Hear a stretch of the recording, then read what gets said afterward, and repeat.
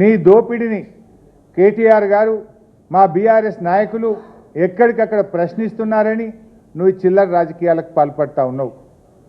నువ్వు ఎన్ని కుట్రలు పన్నినా, నువ్వు ఎన్ని కేసులు పెట్టినా, నువ్వు ఎన్ని నోటీసులు ఇచ్చినా బీఆర్ఎస్ గొంతులు సింహంలాగా గర్జిస్తూనే ఉంటాయి.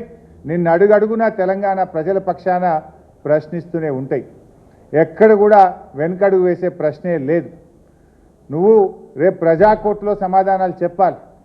రేపు ప్రజలు నిన్ను తప్పకుండా ఇప్పటికే నీ మంత్రులను నీ ఎమ్మెల్యేలను ఎక్కడ పోతే అక్కడ నిలదీస్తున్నారు ప్రజలు. పోలీసులను అడ్డం పెట్టుకొని పారిపోతున్నారు నీ మంత్రులు నీ ఎమ్మెల్యేలను ప్రజలు నిలదీస్తూ ఉన్నారు. రోడ్డుకు అడ్డం కారుకు అడ్డం నిలబడి పట్టుకొని అడుగుతూ ఉంటే పోలీసులను పెట్టుకొని పారిపోతూ ఉన్నారు.